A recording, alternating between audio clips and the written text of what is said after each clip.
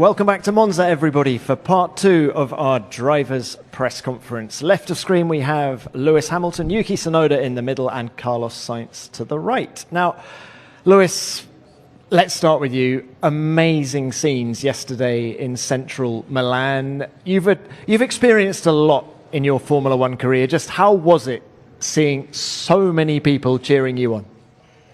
Well, good afternoon, everyone. It's yesterday was such a unique experience. I think from yesterday morning, I got to Maranello, and when you walk in and then you see the Ferrari logo, I mean, I still have to pinch myself. It's so unique. There's people outside at the factory always. I've never seen fans outside of a factory before in any of my years, and you see that every single time. There's just such a positive. There's clearly just so much love for this brand and for what it means to people, and to be in Milan in the heart of it all yesterday and seeing the fans and just how passionate they were. Wow, it was intense, but very, very positive. Like, I really tried to harness all that good energy that they gave us. And have you stopped and thought, just for a moment, what it would be like to stand on this unique podium here at Monza as a Ferrari driver? Honestly, I haven't, simply because I've been on the podium plenty of times here, so I know what it's like to be up there. I've seen how it's been for other Ferrari drivers. And anything I try to imagine, it'll be far from it of what that feeling could be. So, but always just coming here for anyone, no matter what team you drive for, it's an incredible experience. Being in this park, being in this historic circuit, and then seeing pretty much the whole Tifosi throughout the pit straight. But also when you do the parade lap, when you're actually driving, the fans are very close, so it feels like they're right with you in the car. It's pretty cool. Let's just talk about performance. How do you think it's going to play out this weekend with the car? I don't know. I mean, I'm still obviously the first year with the team, and so every weekend it's the first time driving this car at that track, and the approach is, again, it's different from my previous experiences. When you go to these places, the setup's different, and so it's always new, which I'm enjoying at the moment. I think Ferrari have generally gone pretty well in the past years. Obviously, they won here last year with a great strategy and great drive from Charles. A lot of things change also within the Red Bull team as well. So I gave my all efforts every races, and I think I knew that, especially since last few races, it's getting closer and closer. So it's all about matters that putting it all together, especially. Whole field is very, very tight, and every milliseconds from Q1, Q2, Q3 it counts a lot. So it's a race that I think I'm able to put it all together. I think one of the best weekend I had in terms of progress, and I would say the quality of throughout the weekend. And it was not easy at all with the safety cars and everything, but able to squeeze at points, which pretty happy at. Yeah. Monza hasn't been kind to you in the past, has it? Do you come here this weekend? Do you come here this weekend with a renewed confidence? I mean, I'm resetting every year. 3 out of 4, I had DNF with a lot of troubles. So hopefully I don't have that this year, and I mean, I still enjoy a lot with this track. Very challenging track in terms of confidence, and I would say when you have confidence, you know that you're gonna have quick lap, and also for the race as well. It's quite a raceable track compared to others. So I'm still looking forward to it. And how important is a good result for you at the minute? Do you feel you're still having to impress the team, impress your new boss, Laura Mekies?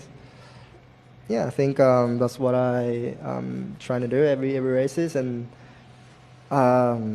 it's always you need a result as much as possible, and but yeah, I try to exceed the expectation and yeah, just keep doing what I'm doing. And I think I'll just continue what I'm doing. I don't think I don't really necessarily have to change much. And since Laurent joined, actually my result is not too bad. So yeah, obviously if it's enough, it's not pro enough, but yeah, I just keep pushing. Yeah. All right. Best of luck. Thank you for that, Yuki. And Carlos, let's come to you now. You have a good record here. I think back to that pole position a couple of years ago. Williams also goes well here historically. Just what sort of opportunities does Monza present you guys? Yeah, it's a track that I love coming to. I think it's one of the best tracks in the race tracks in the world, and definitely having all the Tifosi there makes it more enjoyable. I just do well here for some reason, maybe the big break-ins or just feeling the car a bit more loose with a low downforce package I always feel more comfortable with. But yeah, it looks like it's been a good track for Williams in the past. So yeah, hopefully we can get a good result. James Vowles said after the summer break that the next 3 races, Zandvoort, Monza, Baku, are a great opportunity for Williams. Can you explain to us why your car can be so competitive on 3 such different racetracks? Well, it just completely depends on the type of corner. We have a car that does very well in straight line braking and 90-degree corners. We don't like spending too long time in a combined situation of entry and exits. We struggled very much with a through corner balance limitation that is definitely hurting us in long corners.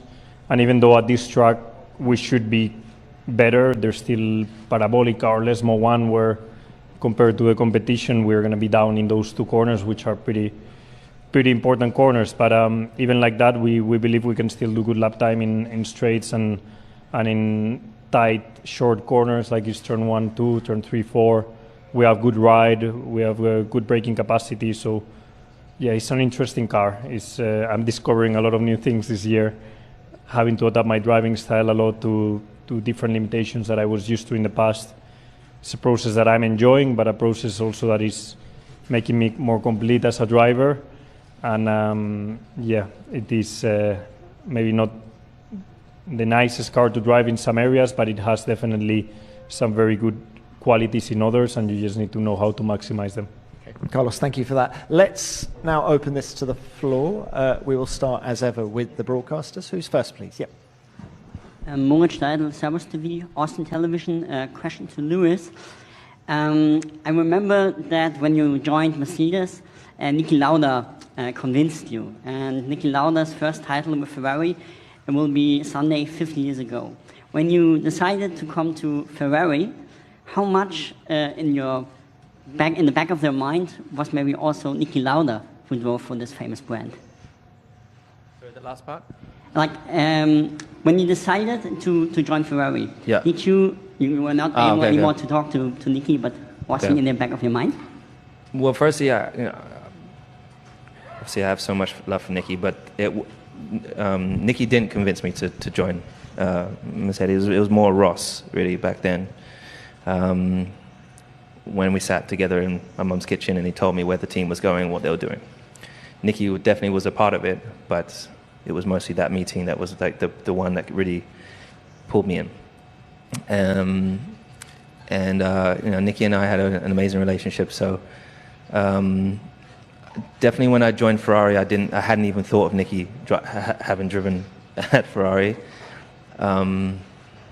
It was literally just because as a kid, I obviously watched Michael and was generally a really big fan of the team, and I just always looked at the response, the reaction from the crowd. I always would see every time I was on the podium, just to see the passion. Doesn't matter what position they would come in, they were just so passionate at the bottom. There was no other team like it, and I wanted to feel what that was like.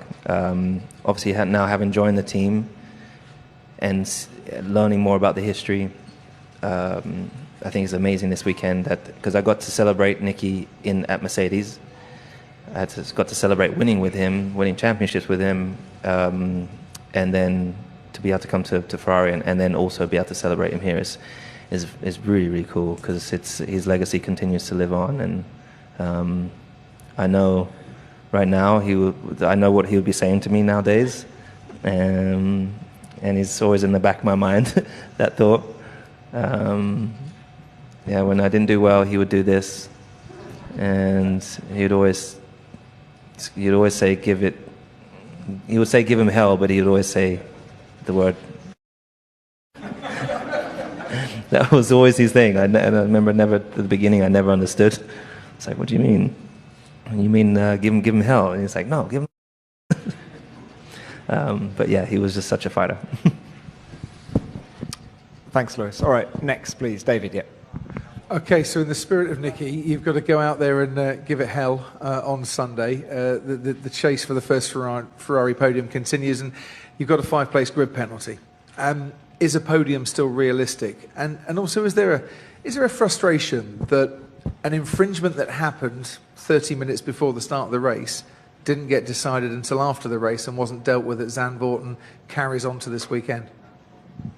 Of course. I mean, I don't know how the other drivers have felt about the decisions of the last race, but I landed back home and then saw that I got this penalty, and I was really, really shocked, to be honest. But I mean, it is what it is. It's obviously not black and white. The fact is, if you look at the report, I did lift, but to their liking, not enough. And so yeah, that's why I guess they're saying not more. But I was, to get the penalty and get penalty points, it's pretty hardcore. But I learned from it, and it is, there's no point whinging about it. I'll move forwards. It's going to be challenging this weekend. Qualifying it's already so close between us all. So just getting into Q3 is tough. Getting in the top 5 is very, very tough.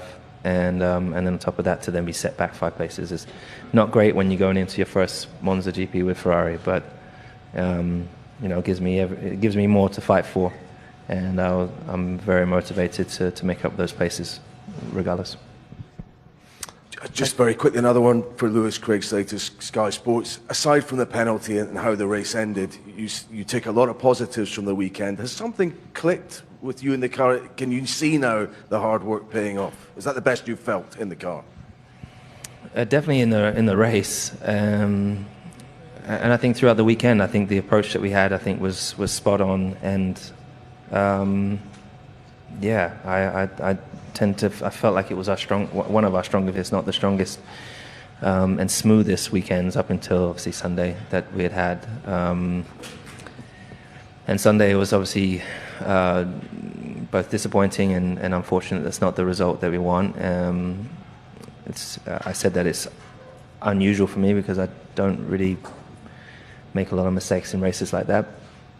But the great thing is that the team remained really, really positive. They're incredibly supportive every single weekend, and so you don't, even though personally you don't feel great about it, they lift your spirits. And then the following days, really, they were deep diving into trying to understand what led to it, because it wasn't a case of me. It wasn't a case of a lack of concentration. There were several things that contributed to it. So, for example, I had a downgraded upshift which locked the rear wheels and spat the rear end out. But also it was spitting, so I was like 10 millimeters wider or something like that, or 10 centimeters wider than I was the previous lap. So there are a combination of things. Either way, it's not great, and I learn from it and move forward. So if I apply that same approach this weekend and to the following races, I really feel positive of the direction we're going. Okay, thank you. Next, yeah. Hello, Panos Eitanidis from Adena TV Greece. A question for Lewis and Yuki, since you are together. I don't know if you're aware of it or if you have talked about it, but during the summer break, you were in the same period, I think on the same Greek island in Paros. Am I correct? But I think it was different island, maybe next to each other. Okay. So what were the impressions from Greece? I wish I knew, so we could have met up. As well, yeah. Wish I'd known. Greece is beautiful. In my past few summers, I like to go to places that are not so busy. Obviously, I went to a relatively busy part of Greece, which is Mykonos, which is definitely way too busy for me.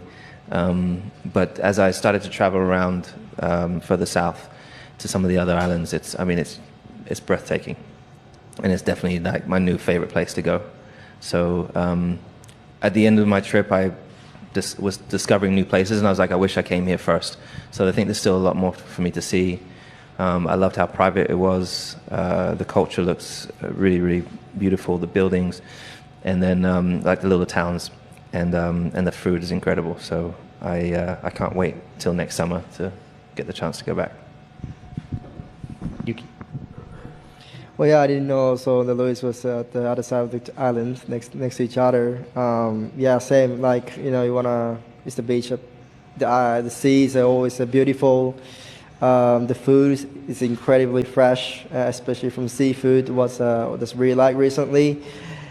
Yeah, so I enjoyed a lot, and especially for training as well. It's consistently nice weather, and it's warm, but at the same time you feel some nice breeze all the time consistently. So it's the best for me. It's the best place to do that. And most of the island is not that big as well. So if you do cycling, you can do whole loop on the whole island, and you can see most of the places from that island. And yeah, it's really cool. Okay, thanks both.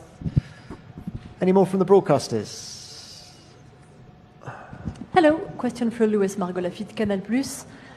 Louis, I want to know how you deal with the mixed emotions you've gone through during the whole adventure Ferrari, between the love incredible you receive from the Tifosi and also the doubts you have expressed until now. Yeah, it's been an emotional roller coaster. What can I really say? Did I expect it to be as volatile in terms of the feeling? No. But that's life, and I like to think that we're coming, even though we had a difficult Sunday, we're coming out of on the brighter end of the tunnel. And yeah, I think it's just, I read something recently where it was saying there's no point stressing about tomorrow because it often puts shade on the present. So I'm really trying not to worry about tomorrow. I'm really trying to be present and enjoy every moment, because this half of the season has gone by really quick. That's my first half a season with this team, and there's obviously a long way to go. But I don't want to miss any of these special moments that we're having. Like, for example, like yesterday, like my first Monza in Ferrari in red. When I leave the garage tomorrow, it's going to be incredibly special coming onto this circuit, and it just really reflect on when I was a kid watching Michael winning here, and now I get to have that opportunity, that experience of being on the receiving end of the Tifosi, and I want to give them absolutely everything this weekend to get the best result for them, because the passion and the support they've given me and this team is like nothing I've ever seen. Okay. This is another question to Luis. Luis Chagas from DAZN Portugal. Assuming that you will get to Q3, as we all hope, you and Charles, and he needs a tow. Have you guys discussed that? A tow? Yeah, for a pole, let's say. No. I know that Ferrari used to do it many years ago. I remember when I started, at least, I noticed I think Kimi and Felipe used to do that often, and I've never really. It's obviously can be beneficial, but I've in my past it felt like there was more risk and often one person had to be sacrificed often for it. So I'm not sure whether or not they will do that this weekend. It's not been discussed, but if it meant getting, obviously I even if we had the pace, I couldn't be on pole, but if it meant getting Charles there, then I would be happy to play that role. Carlos, has Ferrari done that in the recent past? Not recently, no.